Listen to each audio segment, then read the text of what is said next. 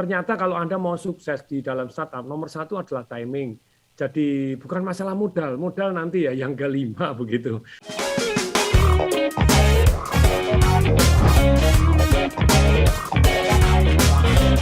Bagaimana kita bisa mendapatkan tim yang mau juga ya bekerja keras, bekerja bersama-sama, terutama yang jujur? Pak Tung punya formulanya nggak? Silakan. Ya, jadi membentuk tim itu kan tergantung dari satu orang startupnya tadi. Jadi ternyata kalau Anda mau sukses di dalam startup, nomor satu adalah timing. Jadi bukan masalah modal, modal nanti ya yang kelima begitu. Tapi balik lagi yang kedua itu adalah tim. Jadi ketika saya memulai banyak startup, itu ternyata kalau timnya tidak lengkap, terus kemudian startup itu kan bukan hanya urusan internet loh, enggak loh. Kayak saya misalnya, saya melakukan satu yang namanya startup itu kan sudah 50 jadi 60 perusahaan. Sedangkan 27-nya kan sudah 28-nya sudah goodbye, masih ada 32 yang masih jalan dan growth. Nah, dari sana saya perhatikan ketika timnya pincang. Misalnya saya membuat startup yang di dunia internet. Ternyata saya memberikan saham 20% untuk yang membangun aplikasinya, saya kasih saham 20%. Perasaan bahwa dengan saham 20% dia mestinya mau kerja giat karena ini perusahaan miliknya dia. Ternyata enggak gitu loh. Karena dia kan punya tanggung jawab yang dimana mereka terima duit juga untuk membuatkan aplikasi perusahaan-perusahaan yang lain. Karena kita hanya ngasih saham, sebenarnya bukan hanya ngasih saham. Kalau perusahaannya akhirnya booming besar, akan jauh lebih besar dibanding apa yang dia terima sebagai seorang karyawan ataupun seorang yang pengusaha yang hanya membuatkan aplikasi-aplikasi sedemikian sehingga dia terima duit karena membuat aplikasi. Tapi karena dia terima duit, dia punya tanggung jawab. Nah, dia fokus kepada yang mana? Kepada yang ngasih dia duit.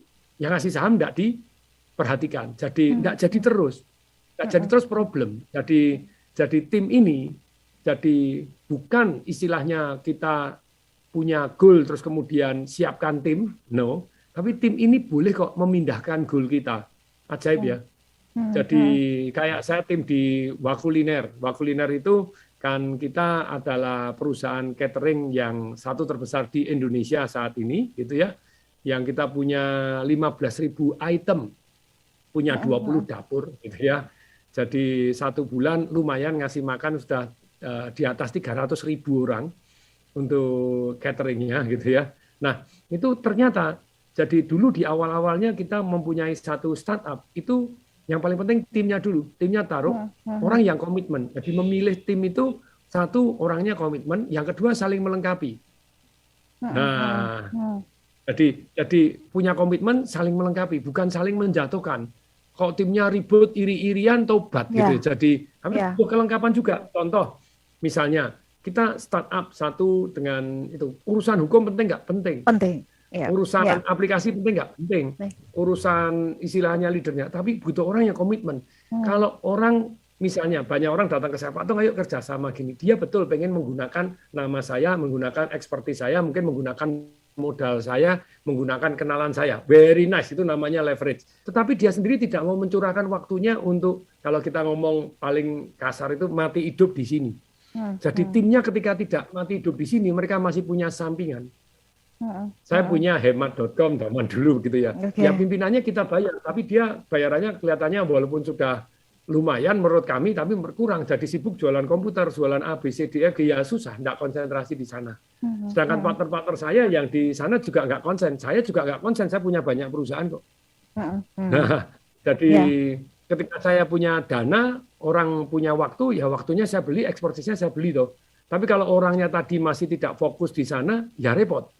Jadi butuh yang namanya tim ini, satu tim yang komitmen kalau bisa mati hidup di sana. Kemudian tentu saja isi saling melengkapi. Yang ketiga tim ini harus bisa dipercaya. No trust sudahlah habis semuanya gitu.